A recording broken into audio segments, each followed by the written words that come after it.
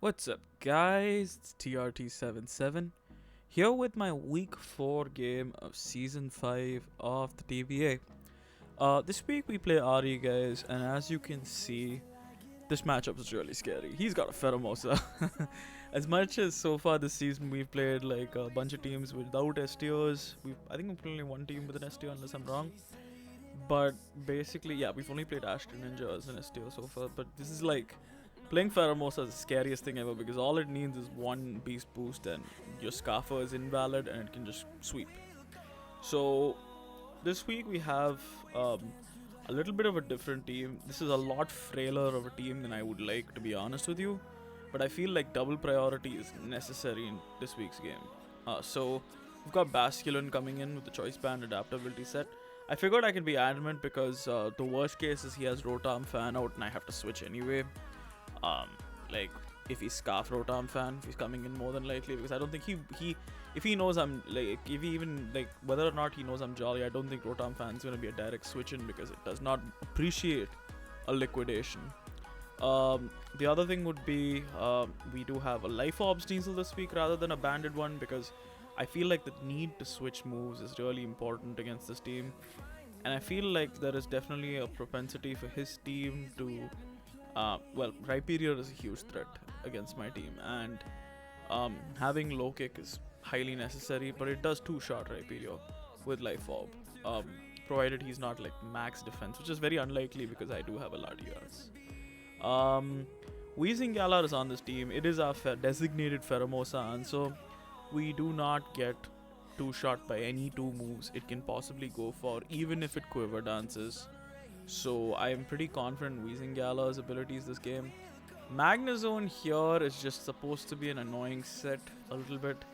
I figured that if I can get a sub on something like Rotom Fan or like perhaps like Frostlass, when he goes for a Destiny Bond or something like that, we can just stay in there, get Flash Cannon chip on a bunch of bonds. But I'm not super confident with this Magnezone set. If I'm being honest with you, this is something I've definitely been second guessing myself on. Crobat is gonna be our choice card for this week. It is Brave Bird, Heat Wave, Super Fang, U-Turn. I know you're questioning why I have Heat Wave on the set. It's just basically to hit Bishop, worst case on the Switch. Because if we're towards the end game, we do take a Sucker Punch from it with our HP investment. And Brave Bird, there is a world in which Brave Bird can sweep his team because his team does not deal very well with Crobat just clicking Brave Bird. His best answer to it is Rotom Fan, which I think is not coming because it just lets Latias set up. And the other thing would be Bishop, which is a resist, and Rhyperior. And honestly, I'm expecting Spidef Rhyperior, so I'm not expecting him to take two Brave Birds once he's chipped down to maybe like 35-40. He's not going to be in range, so we can still just... There's a point in the game where Crobat can definitely sweep with Brave Bird, in my opinion. Or it at least just functions as a fast U-turn mon and it just clicks Brave Bird. Latias Mega is coming in with a setup set. We had to have Aura Sphere because I'm expecting him to 100% bring Bishop to this matchup. Not bringing your Dark type versus Mega Latias in any matchup is something I don't think that would happen. And so Latias honestly doesn't get one shot by anything Fermosa goes for at full.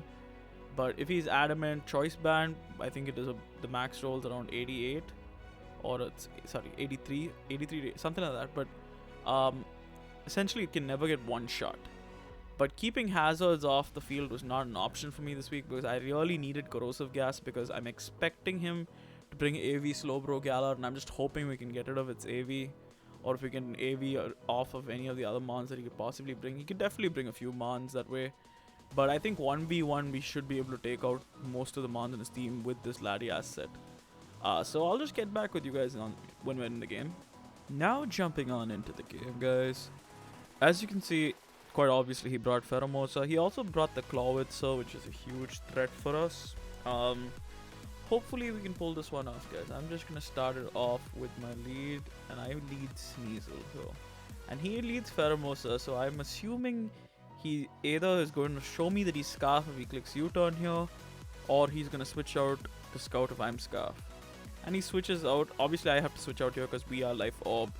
We go into Wheezing here, but obviously I don't want to risk the damage on Wheezing early on Bishop. But he doubles into Slowbro and I go into Basculin. Here I just see the easy chance to flip turn, and that does a lot of damage, which tells me he's kind of offensive. And he clicks Future Sight. Here I'm going to sub first up, and he does land the Fire Blast. Now my calc is showing me here that I should easily kill him even if he's max HP at 54. But he's AV as fuck. And that is probably, along with the Future Sight, going to take out Magnezone. So we lose Magnezone early, which is a really big body blow here. I don't think that is something that we really wanted here, and this is not a good start of the game for us. But I'm going to go back into Basculin here. Easiest move in the world, just click flip turn. I have to go into Latias here. I don't really have another switch into Shaman. And I'm just hoping here we can get off some damage. And we do just click the Psychic, and he goes into Bishop. Here, no matter what I should kill with Aura Sphere, it is a Bishop, and it should die. I calced even Assault Vest in case, and it is a roll, but it's heavily in our favor. And we get the low roll. And that is probably one of the lowest rolls possible. And now we're stuck in a chicken shit game of suckers and recovers. But we do get the first recover off, but he does get the second sucker punch off.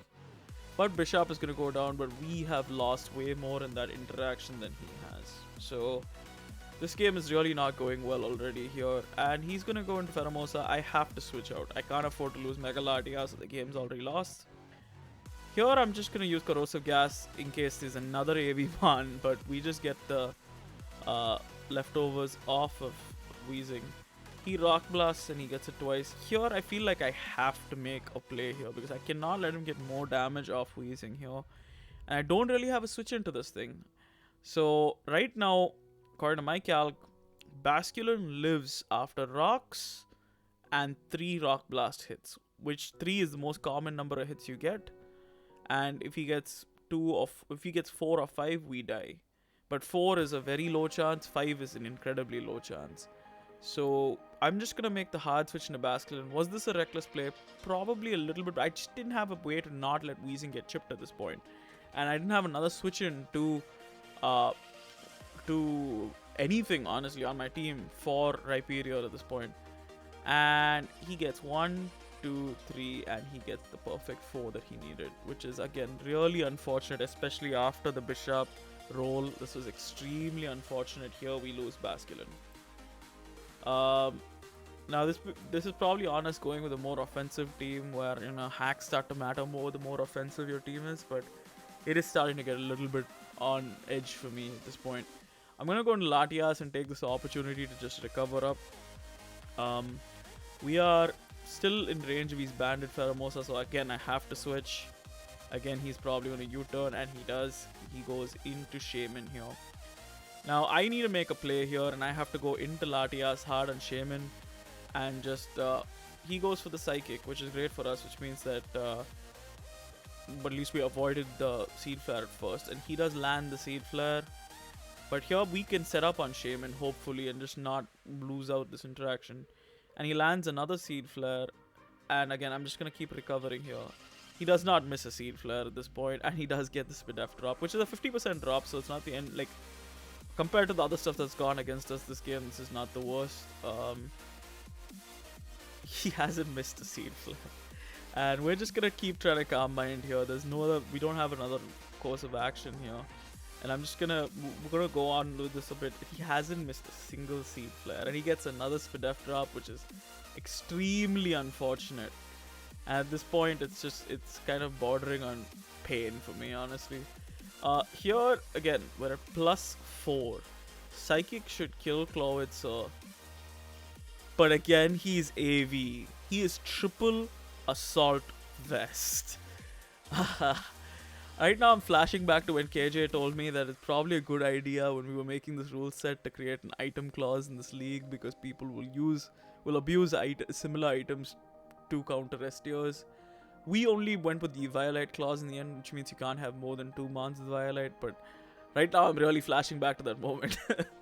And here it's gonna be annoying because, again, if we had not gotten one of the SPDF drops, or if we had gotten one Seed Flare miss, this would be a lot easier for us. But at this point I have to calm mind and he does get the damage off. And here I'm gonna recover, but all he has to do at this point is just keep clicking Dark Pulse. But he clicked Flip Turn, and now he's going into Pheromosa, and now we're kind of screwed.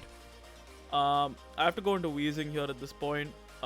He gets off the triple axle, gets all 3 hits.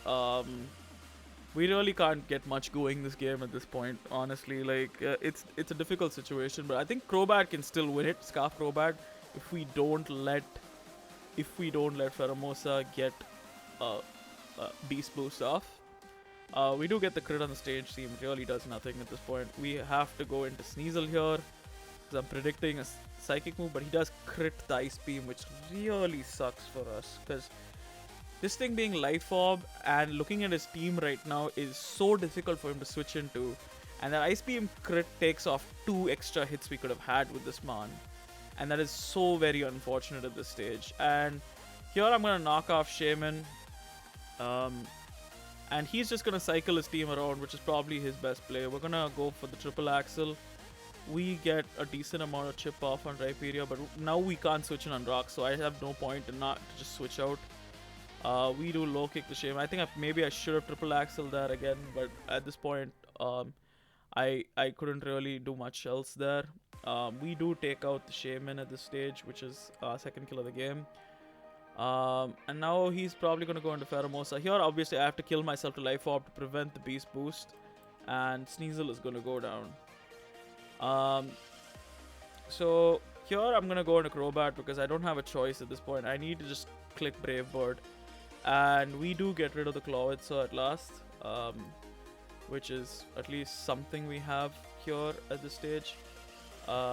Apologies, I for some reason have Wheezing crossed off.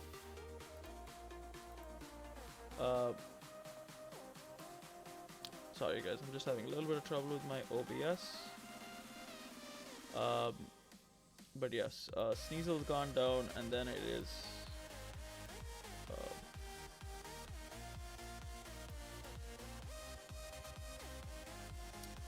Clawitzer's gone down. Apologies for that, guys. But now again, I'm just hoping if he had gone to Rhyperior there, Rhyperior was in 2-hit KO range, but now we have to go into Wheezing. He does make the double into Pheromosa. I was so close to just saying I'm going to risk the Rock Blast miss and click Brave Bird. And if I click Brave Bird there, we just won. But here, he can only knock me out with one move, and that is landing triple axle thrice. Now, he is not Mr. Seed Flare. We got a low roll on Bishop. We got crit on the Ice Beam on Slowbro. He got the 4 hits on to kill Basculin. I'm just praying here, just give me one triple axle hit off. And he lands all 3. So that is basically going to almost that seals the game for him at this point, because all he has to do now is land 2 triple axles on Crobat to kill it. And at this point, I think he's not missing anything. So Crobat goes down here, and he just has to U-turn on Latias to kill it. So that is going to be GG's. We do take the 3-0 loss in this game. This was a really unfortunate game, and honestly, y'all probably don't know the chronology of these games being played, especially with the way I've been uploading them. But like, this was when I was on like the slide where I was getting hacked continuously, and this was right after the last BDL game, and this was really unfortunate, honestly, because I feel like every 50-50 possible went against me this game, and it is what it is. This is the game we play. I was definitely a little tilted after this game, but GG's to Ari. Triple AB was very good prep on his end. Like, it was very tough for me to break his team, although I feel like if I got +1 Spidef, I think that was GG. I think I won the game then and there, because if I got to +1 Spidef, and if I was above, I think it was he was protective pads on Pheromosa too, so he wasn't even expert belt. So I was above 61. I won with Latias. So it was very unfortunate that it ended this way. There was a lot of ways we could have won that game. Maybe I could have been a little less reckless with Basculin, but at that point I just could not afford to take on more damage on Wheezing Galar, and this was the 1 week we didn't bring Will-O-Wisp, because we've just been missing Will-O-Wisp after Will-O-Wisp so far this season. So hopefully our luck changes for the better next game. We're now 2-2, Still positive differential. I think we're at +1 because we won our first game and we won our second game. So we're still in positive differential. But we really need to start getting a few more wins on the board because there's 5 weeks to go and 500 is not where we want to be right now. We want to have a winning record. We want to be firmly in a control of our own playoff fate without having to rely on other people to lose. So hopefully we pick up the win on the next one. We do play Fist in our week 5 game, and at the time of this recording, it's not yet happened, so that game might be a little bit delayed. But both WPF games have happened, both week 4 and week 5. I think week 5 is going to go up first because that's the game we played first. And so those should be our next few uploads, guys. Hope y'all have a great day, and I'll catch y'all on the next one.